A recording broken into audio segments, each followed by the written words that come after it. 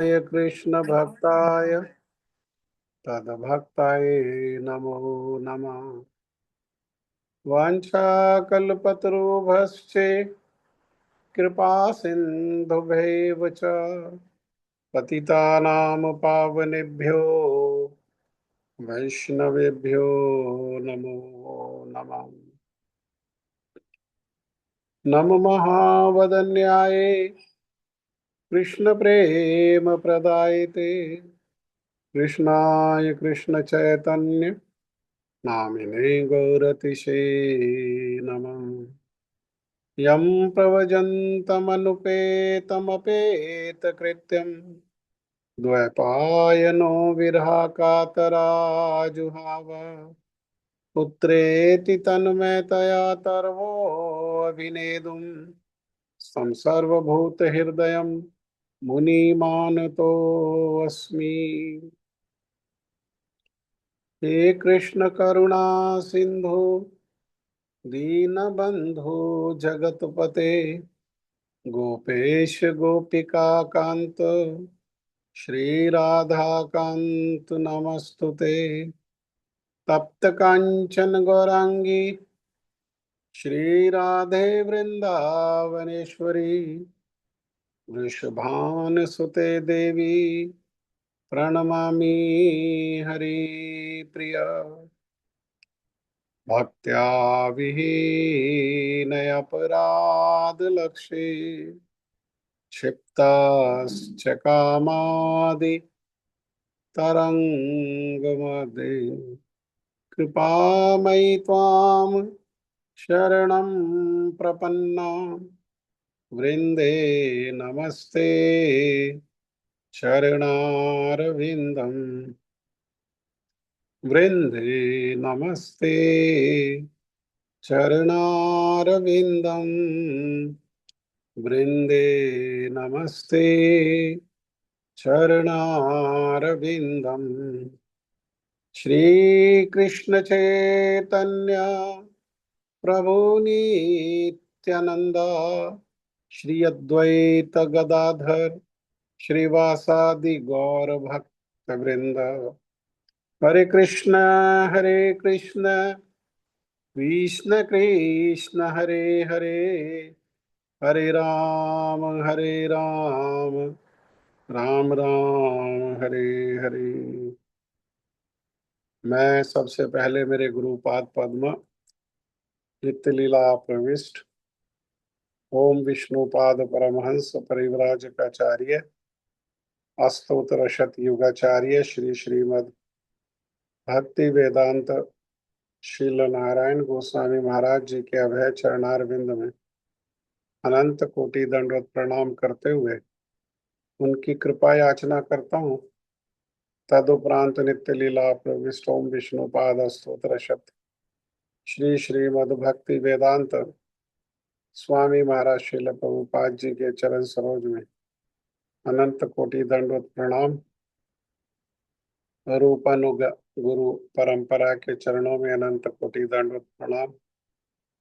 कथा के श्रोता वृंद वैष्णव वैष्णवी माता भाई बहन प्रभु आप सभी को मेरा यथा योग्य प्रणाम। श्रीमद् भगवद गीता अध्याय 3 श्लोक संख्या 32 32 कर्म योग।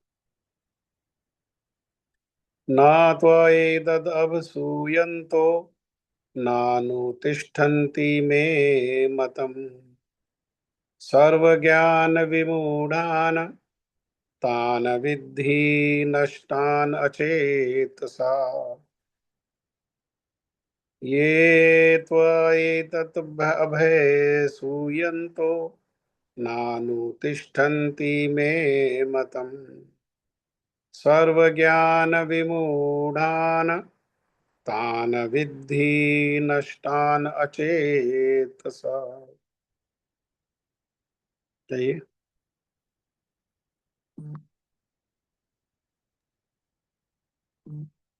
ये त्वेतदभ्यसूयन्तो नानुतिष्ठन्ति मे मतम् सर्वज्ञानविमूढांस् तान् विद्धि नष्टान् चेतसः।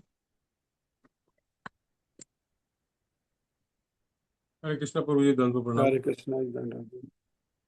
ये त्वा एतत् अभ्युसूयन्तु न अनुतिष्ठन्ति मे मतम् सर्वज्ञान विमूढास् तान् विद्धि नष्टान् चेतसा अचेतसा।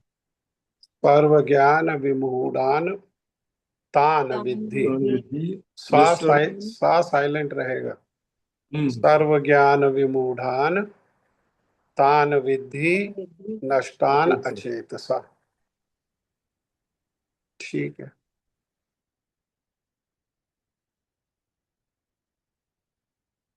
बोलो। हरे कृष्ण प्रभु जी, दंडवत हरे प्रणाम। कृष्णा दंडवत जी। आप पढ़ो पहले।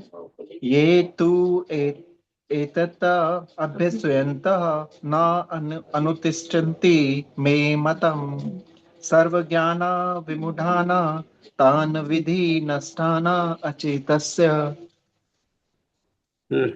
ये तु एतत् सूयन्तः न अनुतिष्ठन्ति मे मतम् सर्वज्ञानविमूढान् तान् विद्धि नष्टान् अचेतसः।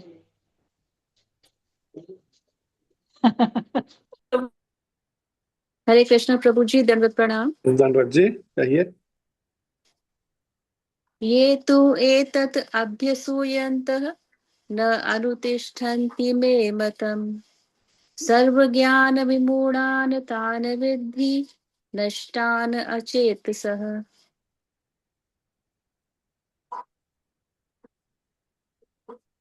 और कौन बोलेंगे? सर्व ज्ञान विमूढ़ान तान विद्धि नष्टान चेतसा। हम्म,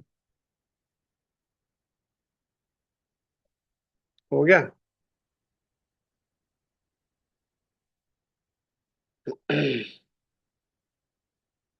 भगवान श्री कृष्ण अर्जुन के माध्यम से हम जैसे जो पदजीव हैं उनके मंगल के उद्देश्य से ये सारे विचारों को कह रहे हैं। इसमें कह रहे हैं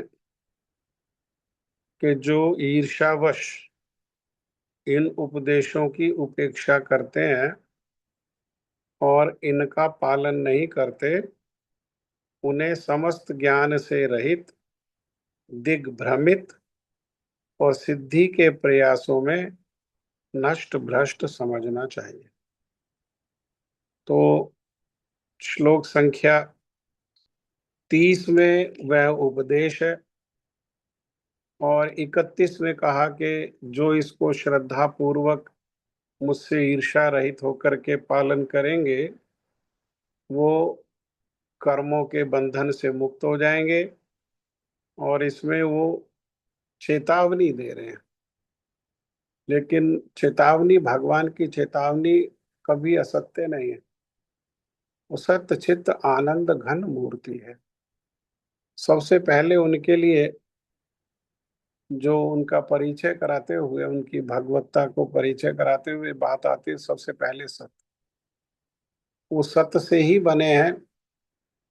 वो प्रारंभ में भी सत्य हैं, वो मध्य में भी सत्य हैं और अंत में भी एकमात्र वही सत्य है। हम्म? उनकी वाणी भी सत्य है, उनका विचार भी सत्य है और उनकी लीला भी सत्य है। इसीलिए वो चेतावनी दे रहे हैं, तो ये सत्य चेतावनी है। इसको हम लोगों को गंभीरता से लेना चाहिए। ये जो भगवान के जो विचार हैं, ये बहुत गंभीर विषय है। और ये जो गंभीर गंभीर विषय का कारण क्या है कि ये हमारे शरीर से जुड़े हुए नहीं है, ये हमारे मन से जुड़े हुए नहीं है।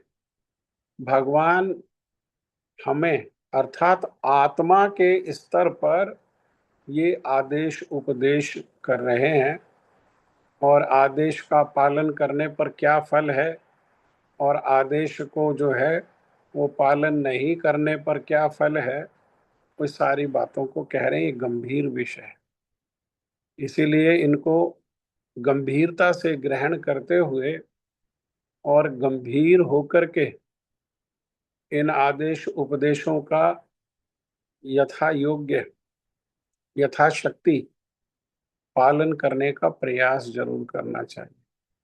केवल पढ़ने के लिए नहीं है कि आज एक श्लोक पढ़ा, फिर कल दूसरा श्लोक पढ़ेंगे और पहला श्लोक में जो भगवान ने कहा उसको स्मरण नहीं रखेंगे, और फिर तीसरे दिन एक और श्लोक पढ़ेंगे और पहले दोनों श्लोकों को भूल जाएंगे। ये विधि नहीं है। तो ईर्ष्या के कारण, ईर्ष्या का मूल कारण क्या है? ईर्ष्या का मूल कारण है अहम ममेति। अहम मने मैं ये शरीर, और ममेति मने इस शरीर से संबंधित ममेति, मैं और मेरा।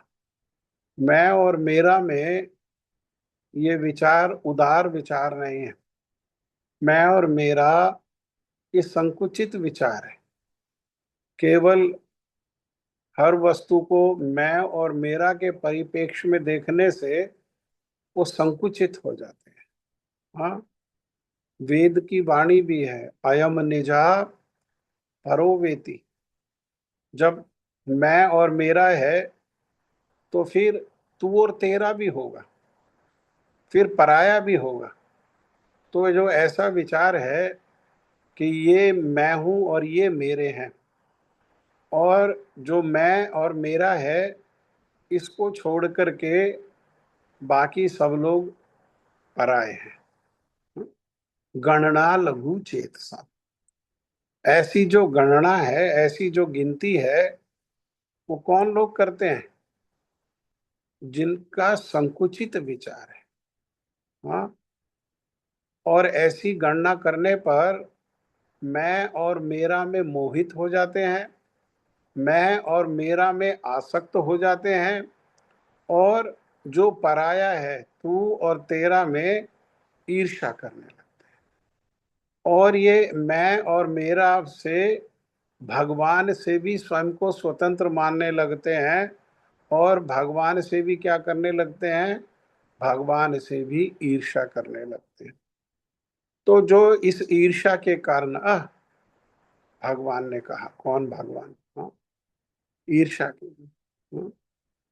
शिशुपाल को 100 गाली दे दिया, भगवान रोक रहे हैं, चेतावनी दे रहे हैं, लेकिन शिशुपाल इतनी ईर्ष्या करता है भगवान से, वो उनकी बात को सुन ही नहीं रहा, बल्कि जितना वो उसे रोकने का प्रयास कर रहे हैं, वो ईर्ष्यावश उतना ही अधिक जो है आगे बढ़ता जा रहा है। तो अंततः परिणाम क्या हुआ? बार बार समझाने पर भी, बार बार रोकने पर भी, बार बार चेतावनी देने पर भी वो ईर्ष्यावश नहीं मान रहा है, तो भगवान ने अपने चक्र से उसके सर को अलग कर दिया उसके शरीर से। हाँ, तो ऐसे ही जो ईर्ष्या है, जीव बहुत छोटा है, बहुत अणु है, और भगवान असीमित विभु है। हाँ? उन भगवान से ईर्ष्या करना। ईर्ष्यालु लोग कौन होते हैं? ईर्ष्या का अर्थ क्या है? तो ईर्ष्या का अर्थ हमारे आचार्य लोग बताते हैं कि दूसरों में कुछ गुण है, और उन गुणों के कारण उनको सम्मान मिलता है। हम में वो गुण नहीं है, इसलिए हमको वो सम्मान नहीं मिलता। तो जिनमें वो गुण है और जिनको उनके गुणों के कारण वो सम्मान मिलता है, उससे क्या करते हैं हम लोग? उससे हम लोग ईर्ष्या करते हैं। और भगवान में सारे गुण हैं, और भगवान की कीर्ति सारे जगत में है, तो हम अपने स्वभाव से विवश होकर के भगवान से भी ईर्ष्या करते। भगवान पराये नहीं है। भगवान अगर संसार में कोई हमारा है तो वो एकमात्र भगवान ही हमारे हैं, हमारे सुहृत हैं, हमारे प्रिय हैं। हाँ, जैसा हम आगे 9वें अध्याय में जाकर के पढ़ेंगे, गतिर भरता प्रभु साक्षी। हाँ, ये सब कुछ है, वे ही गति है, लक्ष्य वही है।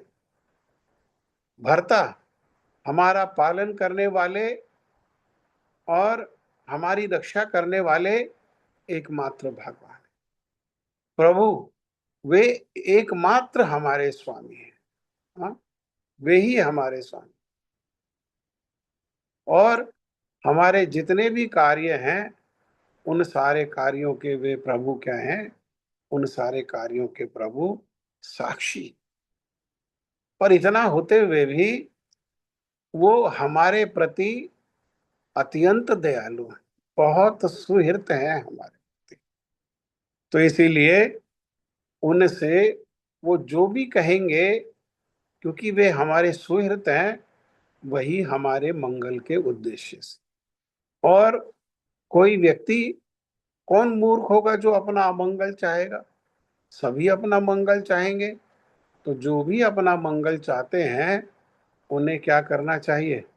उन्हें भगवान में श्रद्धा रख करके उनके जो वचन हैं, जो हमारे लिए ही है, हाँ, उनका श्रद्धा से पालन करना चाहिए। नहीं पूरी तरह पालन नहीं हो पा रहा है, हाँ, हमारी सीमाएं हैं, हमारी अपने बाधाएं हैं, नहीं पालन हो पा रहा है, तो अभी उनके वचनों में श्रद्धा रखनी चाहिए और उन प्रभु से प्रार्थना करनी चाहिए कि वे कृपा करें और वे बल प्रदान करें, जिस बल को लेकर के हम भगवान के जो आदेश उपदेश हैं उनको ठीक ठीक समझ करके और उनका हम अपने जीवन में पालन करें।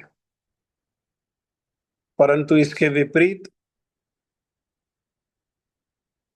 जो भगवान ईर्ष्या कौन करते हैं? बहुत सारे ईर्ष्यालु लोग कहते हैं भगवान है ही नहीं। दूसरे और ईर्ष्यालु लोग हैं, वे कहते हैं भगवान तो हो, कोई शक्ति तो है, लेकिन उनका कोई रूप ही नहीं है।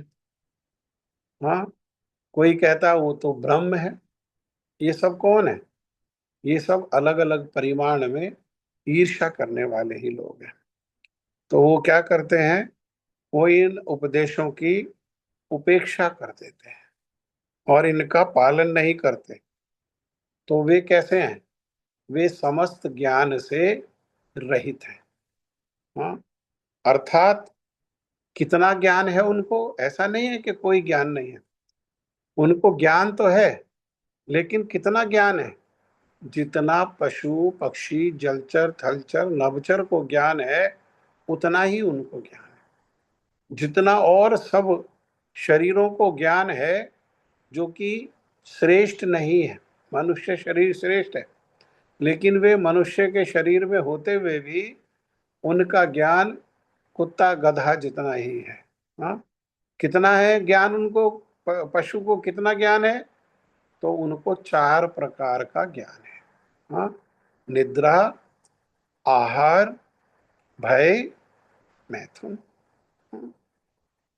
खान सोना, खाना, अपनी रक्षा करना और मैथुन। हाँ, तो इतना ही ज्ञान है। इसीलिए इतना ज्ञान होने पर उनको भी क्या कहा जाता है? उनको भी पशुवत ही कहा जाता है, पशु ही कहा जाता है। कौन से ज्ञान का अभाव है यहाँ? कौन से ज्ञान से रहित हैं? तो धर्म से वो रहित है। धर्म का जो ज्ञान है, वो ज्ञान क्या है? वो ज्ञान कहाँ से, धर्म का ज्ञान कहाँ से प्रारंभ होता है? वो स्वयं को जानने से प्रारंभ होता है। मैं कौन हूँ? हाँ, हाँ, मैं आत्मा हूँ, भगवान का अंश हूँ, भगवान मेरे स्वामी है और मेरा नित्य प्रति एक ही कर्तव्य है, उन प्रभु की सेवा। ये ज्ञान, और जिसको ये ज्ञान नहीं है वो पशु, उसी को यहाँ कह रहे हैं समस्त ज्ञान से रहित, दिग्भ्रमित, हमेशा भ्रमित रहता है वो। हाँ, हमेशा भ्रम में रहता है। क्या भ्रम है? स्वरूप। ये भ्रम कहाँ से प्रारंभ होता है? तो श्रील भक्ति विनोद ठाकुर बताते हैं, ये भ्रम शुरू होता है स्वरूप भ्रम से। स्व मैंने मेरा रूप, मेरा रूप क्या है? वे आत्मा नहीं स्वीकार करते, वे क्या स्वीकार करते हैं? वो देह आत्म बुद्धि, अर्थात इस देह अहंकार में वो रहते हैं। हाँ, कि मैं ये शरीर हूं। ये सारे जितने भी भ्रम हैं, उन सब भ्रमों का ये मूल है। जितने भी प्रकार के अज्ञान हैं, उन सारे अज्ञानों का ये मूल है। और सिद्धि, सिद्धि कहाँ से प्राप्त होगी उनको? हाँ, वो नष्ट भ्रष्ट रहते हैं सिद्धि के प्रयासों में। कोई प्रयास ही नहीं होता, बल्कि सिद्धि के विरुद्ध अपने पतन के लिए दिन रात जो है वो चेष्टा प्रयास में लगे रहते हैं, अपने मंगल के प्रयास में वो नहीं लगते।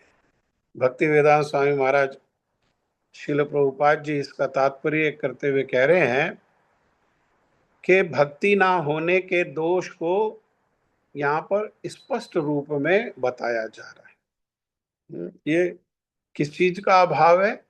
भक्ति का अभाव, क्योंकि भगवान में श्रद्धा नहीं है। हाँ, बल्कि उन भगवान से ईर्ष्या है। और श्रद्धावान लभते ज्ञानम संशया बुद्धि प्रणश्यति। जिनको श्रद्धा होती है वो इस दिव्य ज्ञान को प्राप्त करते हैं, और जो शंका करते हैं, जिनको भगवान में संशय है, उनकी भगवत्ता में संशय है, उनकी प्रभुता में संशय है, उन अपनी लघुता में संशय है, वे क्या करते हैं? वे विनाश को प्राप्त होते हैं। और वो विनाश क्या है?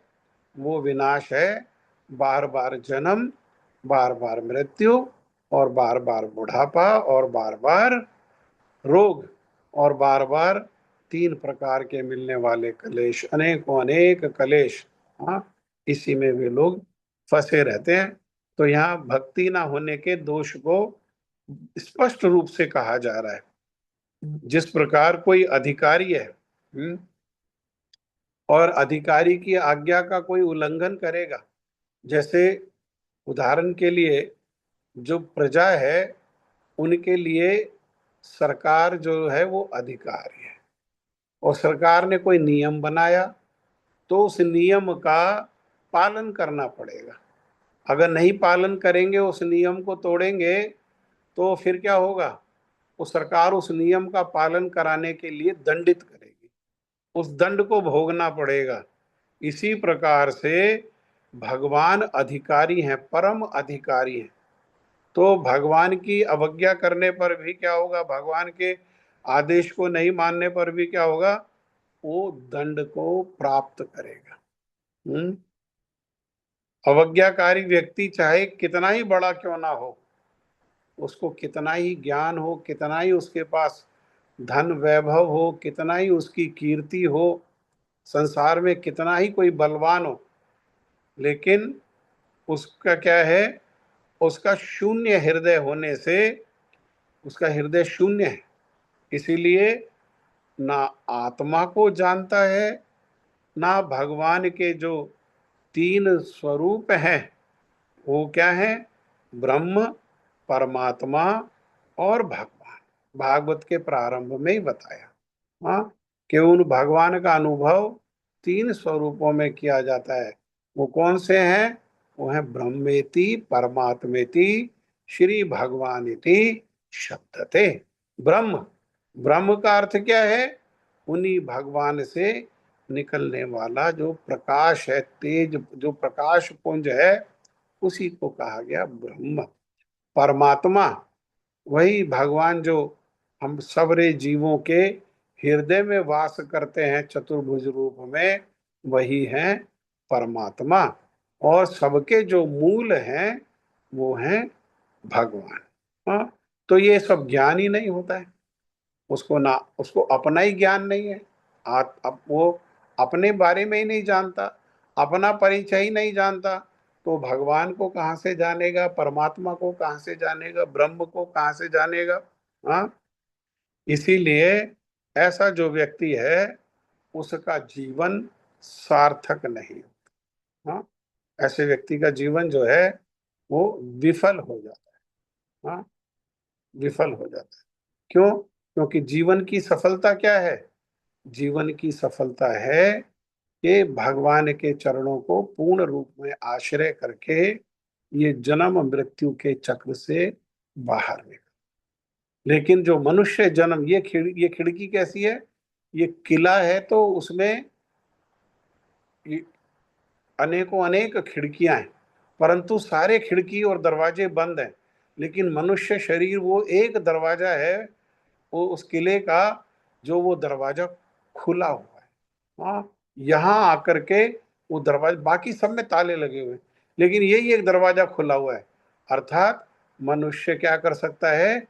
मनुष्य भगवान का भजन करके इस जन्म मृत्यु का जो ये चक्र, जन्म कितने समय से, कब से? जब से जीव की सृष्टि हुई, तब जब से हमारी सृष्टि हुई है, तब से ये जन्म मृत्यु का चक्र चले जा रहा है।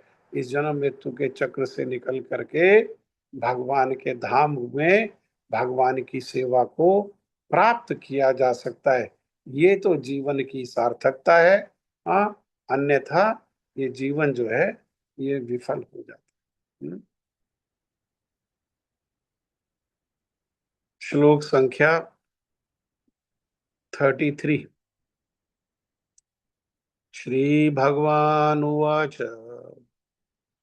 सदृशं चेष्टते स्वस्य प्रकृतेर्ज्ञानवानपि प्रकृतिं यान्ति भूतानि निग्रह किं करिष्यति।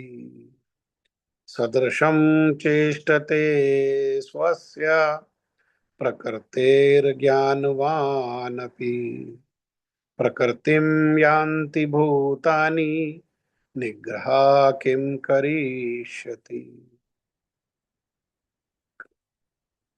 सदृशं चेष्टते स्वस्य प्रकृतेर्ज्ञानवान् अपि प्रकृतिं यान्ति भूतानि निग्रह किं करिष्यति।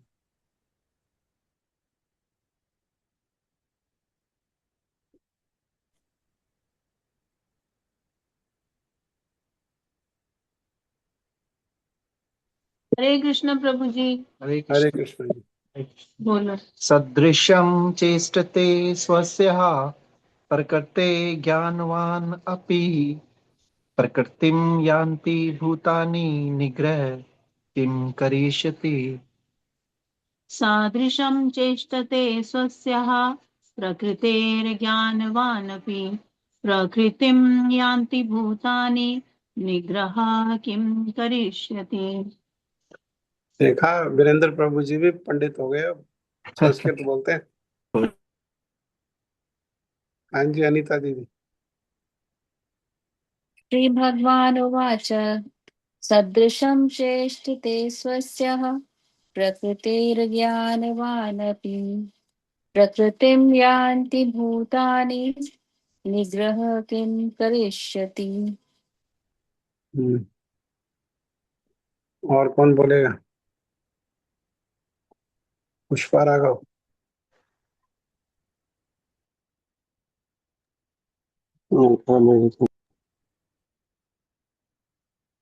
अनम्यूट करके बोलो।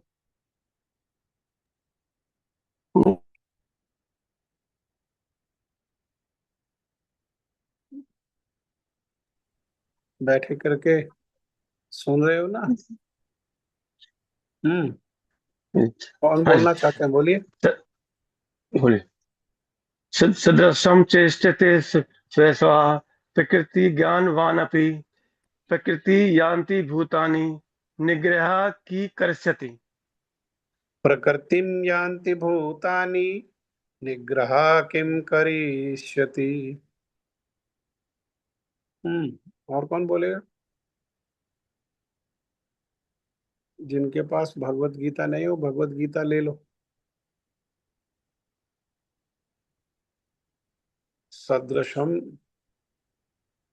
चेष्टते स्वस्य प्रकृतेर्ज्ञानवानपि प्रकृतिम यान्ति भूतानि निग्रह किम करिष्यति।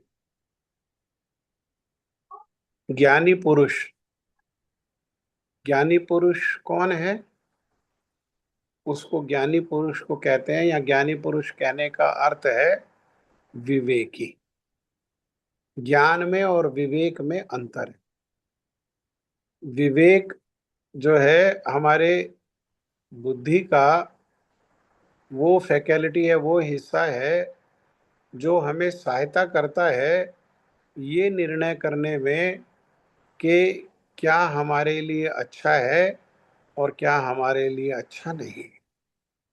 तो ज्ञान तो कहीं से भी प्राप्त हो सकता है, लेकिन ये विवेक जो है ये एकमात्र साधु संग में प्राप्त होता है।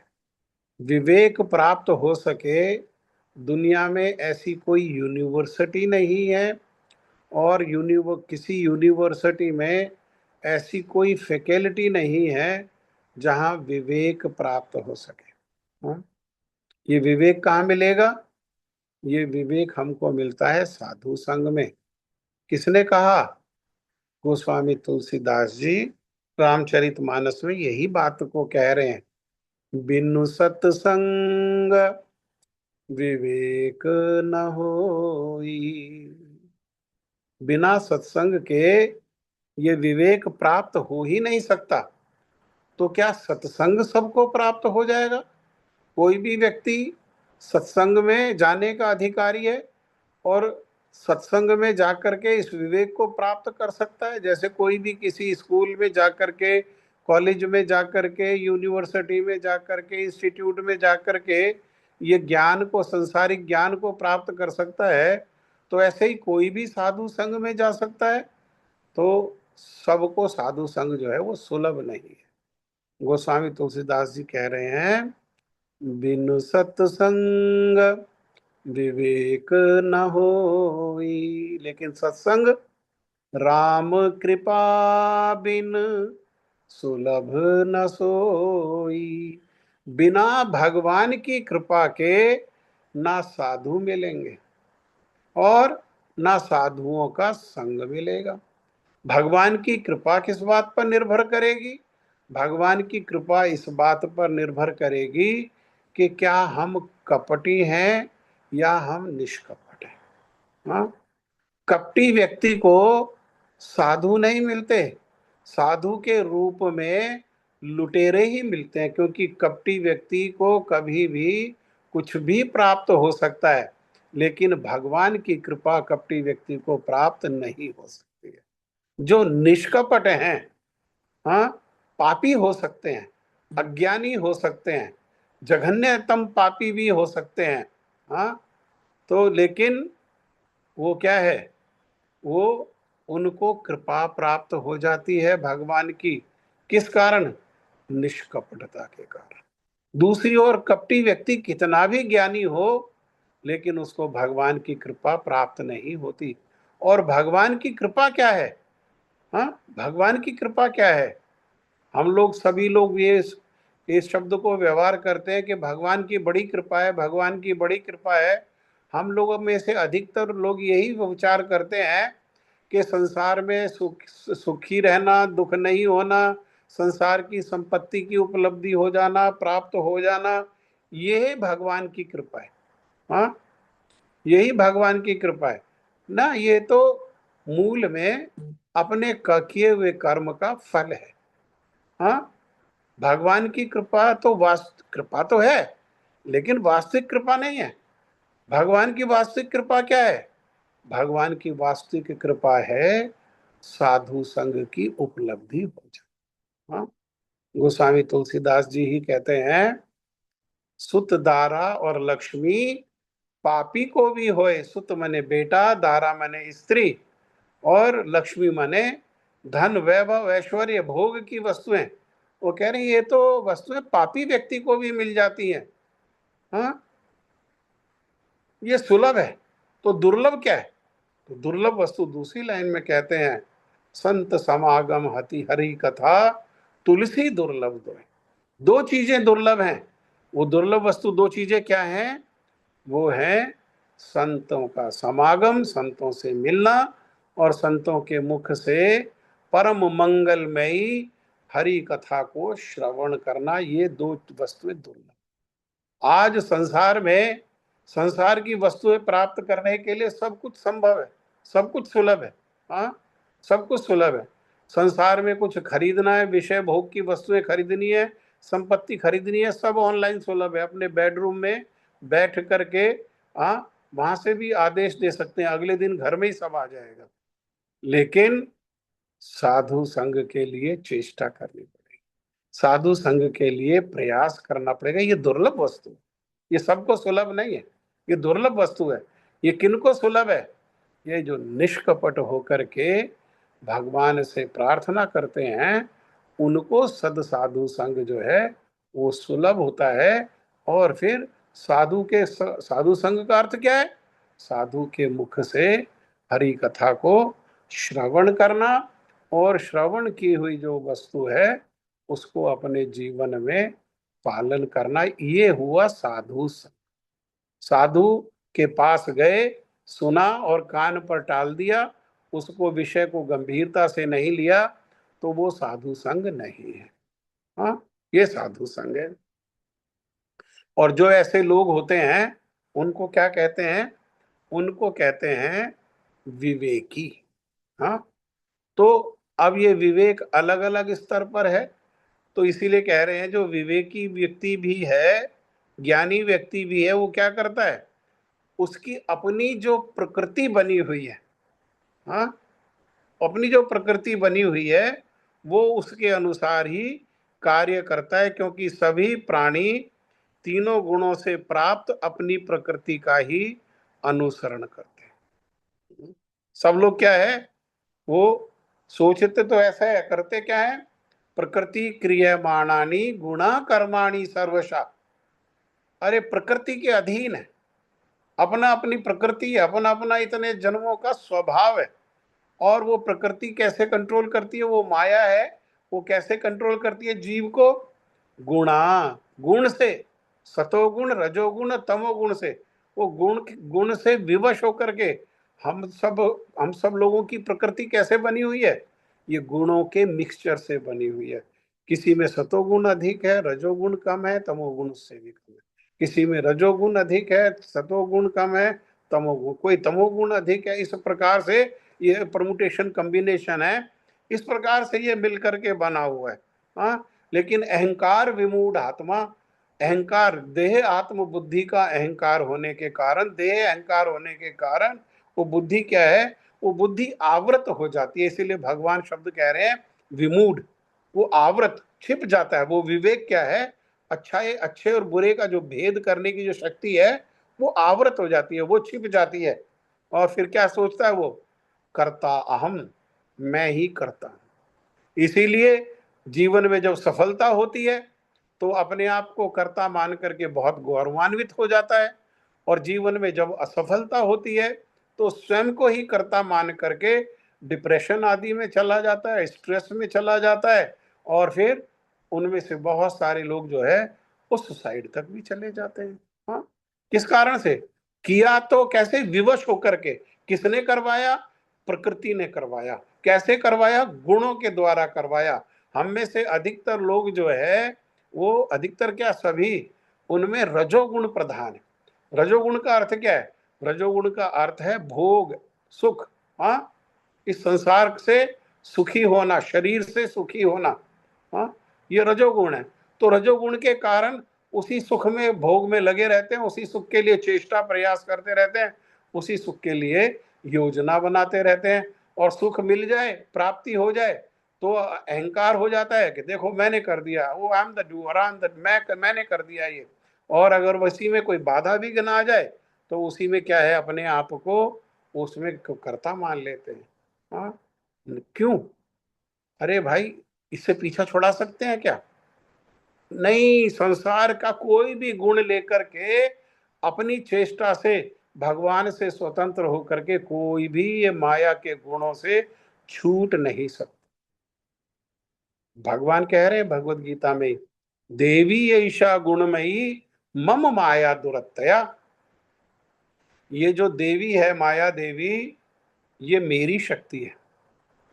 और मेरी शक्ति होने के कारण क्या है, ये जीवों के लिए अर्थात हम लोगों के लिए दुरत्या है। दुरत्या मतलब संसारिक योग्यताओं को लेकर के कोई इसको पार नहीं कर सकता। जैसे कोई कितना भी कुशल तैराक हो, लेकिन कुशल तैराक होने पर भी कोई 7 समुद्र को अपना तैर करके पार नहीं कर सकता। आश्रय करना पड़ता है। पार कर सकता है ऐसा नहीं, पार नहीं कर सकता, आश्रय करना पड़ता है। जहाज का आश्रय करेंगे तो 7 समुद्र को पार कर जाएंगे। जहाज में बैठो तो एक दिशा से उड़ करके 7 समुद्र पार करके दूसरी दिशा में जा सकते हैं। ऐसे ही आश्रय करना पड़ेगा। तो वो आश्रय क्या है, ये दुरत्या जो माया है, जो 3 गुण वाली है, ये दुरत्या है। इसको पार करना चाहता है, इससे कोई छूटना चाहता है, तो छूटने का उपाय क्या है?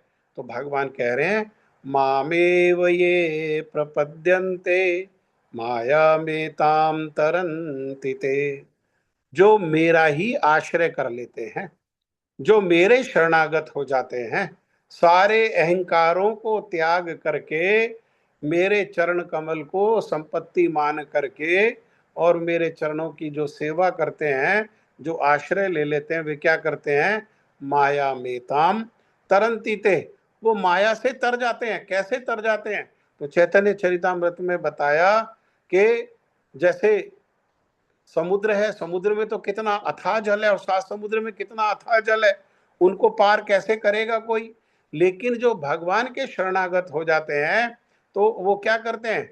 वो 7 समुद्र को अर्थात ये जो विशाल माया है उसको क्या करते हैं? उसको बहुत छोटा कर देते हैं। कितना छोटा कर देते हैं? तो उसमें उदाहरण बताया, जैसे गाय का जो वत्स होता है, बछड़ा होता है, और जैसे बारिश हुई तो जो गीली भूमि है उसमें उसका पैर पड़ा, पैर पड़ने से जो गड्ढा हो गया उसमें जो पानी इकट्ठा हो जाता है, जैसे उसको साधारण रूप में कोई कूद करके पार कर सकता है, बिल्कुल बिना किसी कष्ट के, बिना किसी प्रयास के, बस एक पैर उठा के आगे रखेगा तो जैसे उसको पार कर जाएगा, ऐसे ही जो भगवान के शरणागत हो जाते हैं, वो ये जो माया है, जो भगवान की शक्ति है, हाँ, जिसको संसार की कोई योग्यता लेकर के भी कोई पार नहीं कर सकता है, उसको भगवान के शरणागत भक्त जो हैं वो बड़े सहज और सरल रूप में उसको पार कर जाते हैं। हाँ, तो क्या करेंगे?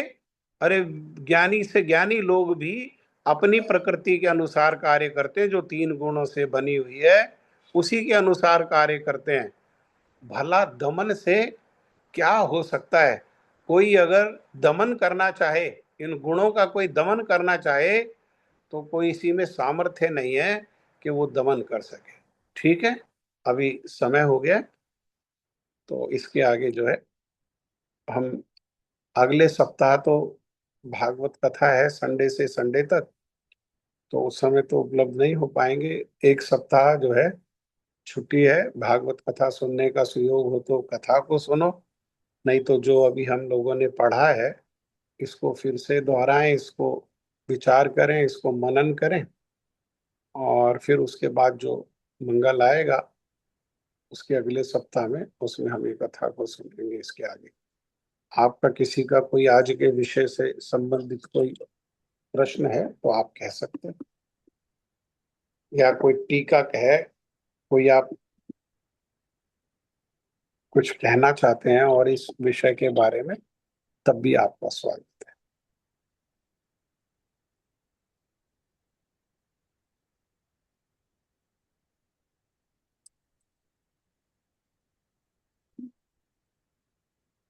किसी का कोई प्रश्न नहीं है? कल रामनवमी है, तो रामनवमी को मेरी आप सबसे प्रार्थना है, सभी लोग भगवान श्री राम की प्रसन्नता के लिए उत्सव करें। राम कृष्ण और महाप्रभु, हाँ, ये बहुत महत्वपूर्ण है। एक मर्यादा पुरुषोत्तम, एक लीला पुरुषोत्तम और एक प्रेम पुरुषोत्तम। महाप्रभु के रूप में क्या किया? तो षडभुज रूप का दर्शन कराया। हाँ, षडभुज रूप का दर्शन कराया तो उसमें षडभुज माने 6 भुजाएं, 6 हाथ, उनमें 2 हाथों में धनुष और बाण, 2 हाथों में बांसुरी और 2 हाथों में सन्यास का दंड और कमल। हाँ, अर्थात ये तीनों जो है ये बहुत ही महत्वपूर्ण है। और राम तत्व को नहीं समझेंगे तो कृष्ण तत्व को नहीं जान पाएंगे, और राम तत्व कृष्ण तत्व को नहीं जानेंगे तो महाप्रभु के तत्व को तो कभी समझ ही नहीं पाएंगे। इसलिए प्रभु राम की कृपा को आकर्षित करने के लिए कल उपवास करें। भगवान श्री कृष्ण का जन्म रात में 12 बजे हुआ। भगवान श्री राम जो है प्रकट हुए अयोध्या में कौशल्या मैया के सामने दिन में 12 बजे। भगवान श्री कृष्ण चंद्रवंशी हैं और भगवान श्री राम जो हैं वो सूर्यवंशी हैं। हाँ, तो 12 बजे कल अभिषेक करें, प्रयास करें। अगर दवाई वगैरह की बाध्यता नहीं है और शरीर साथ देता है तो 12 बजे अभिषेक करके चरणामृत लें और उसके बाद फिर फलहार आदि ले सकते हैं या दवाई आदि लेनी। और अगर सुबह अर्ली ही दवाई की व्यवस्था है तो दवाई को नहीं छोड़ना। ठीक है। और कल हम लोग, हमारे भागवत कथा का दिन है शुक्रवार को, तो कल हम लोग भगवान श्री राम की कथा को श्रवण करें। जय ध्वनि। जय ध्वनि। श्री श्री गुरु गौरांग गांधर्विका गिरिधारी राधा विनोद बिहारी जी की जय। जय। ओम विष्णुपाद अष्टोत्तर शत श्री श्रीमद श्रील माधव गोस्वामी महाराज की जय। भक्ति वेदांत माधव गोस्वामी। भक्ति वेदांत माधव गोस्वामी महाराज जी की जय। जय। जय नित्य लीला प्रविष्ट ओम विष्णुपाद अष्टोत्तर शत श्री श्रीमद नारायण गोस्वामी महाराज की जय। भक्ति वेदांत नारायण गोस्वामी महाराज की जय। बोलो। जय नित्य लीला प्रविष्ट ओम विष्णुपाद अष्टोत्तर शत श्री श्रीमद भक्ति प्रज्ञान केशव गोस्वामी महाराज की जय। जय। जय नित्य लीला प्रविष्ट ओम विष्णुपाद अष्टोत्तर शत श्री श्रील भक्ति सिद्धांत सरस्वती गोस्वामी प्रभुपाद की जय। जय। जय नित्य लीला प्रविष्ट ओम विष्णुपाद परमहंस बाबाजी श्री श्रील गौर किशोर दास गोस्वामी महाराज की जय। जय। जय। जय नित्य लीला प्रविष्ट ओम विष्णुपाद सच्चिदानंद श्रील भक्ति विनोद ठाकुर की जय। जय नित्य लीला प्रविष्ट ओम विष्णुपाद वैष्णव सार्वभौम श्रील जगन्नाथ दास बाबाजी महाराज की जय। जय। जय श्री गौड़ीय वेदांताचार्य श्रील बलदेव विद्याभूषण प्रभु की जय। जय। जय। जय श्रील विश्वनाथ चक्रवर्ती ठाकुर जी की जय। जय। जय। जय श्रील नरोत्तम श्रीनिवास श्री श्यामानंद प्रभुत्रय की जय। जय। जय। जय श्रील कृष्णदास कविराज गोस्वामी प्रभु की जय। जय। जय। जय श्री रूप सनातन भट्ट रघुनाथ श्री जीव गोपाल भट्ट दास रघुनाथ षड गोस्वामी प्रभु की जय। जय। जय। जय श्री स्वरूप दामोदर राय रामानंद आदि श्री गौर पार्षद वृंद की जय। जय श्री नामाचार्य श्रील हरिदास ठाकुर जी की जय। जय। प्रेम से कहो श्री कृष्ण चैतन्य प्रभु नित्यानंद श्री अद्वैत गदाधर श्रीवासादि श्री गौर भक्त वृंद की जय। जय। श्री अंतरद्वीप मायापुर सीमंत द्वीप गोद्रुम द्वीप मध्य द्वीप कोल द्वीप ऋतु द्वीप जानु द्वीप मोद्रुम द्वीप रुद्रीप मात्मक श्री नवद्वीप धाम की जय। श्री श्री राधा कृष्ण गोप गोपी गोवर्धन द्वादश वनात्मक श्री ब्रज मंडल की जय। जय। द्वादश उपवन की जय। जय। श्री श्याम कुंड राधा कुंड यमुना गंगा तुलसी भक्ति देवी की जय। जय। जय। श्री जगन्नाथ बलदेव सुभद्रा जी की जय। जय। भक्त प्रवर श्री प्रहलाद महाराज की जय। जय चारों धाम की जय, जय चारों संप्रदायों की जय, जय चारों आचार्यों की जय, जय आकर मठराज श्री चैतन्य मठ की जय, जय श्री गौड़ीय वेदांत समिति की जय, जय श्री देवानंद गौड़ीय मठ और अन्य अन्य शाखा मठ समूह की जय, जय श्री हरिनाम संकीर्तन की जय, जय अनंत कोटि वैष्णव वृंद की जय, जय समागत भक्त वृंद की जय, जय। हमारे शिक्षा गुरु श्री राधानाथ प्रभु जी की जय, आप सब भक्तों की जय। श्री गौर प्रेमानंदे हरि हरि बोल, आज हरि के हरि सत्संग बोल। की जय, आज के आनंद की जय। निताई गौर प्रेमानंदे हरि हरि बोल। हरे कृष्णा। राधे राधे। दंडवत हरे कृष्णा प्रभु जी। दंडवत।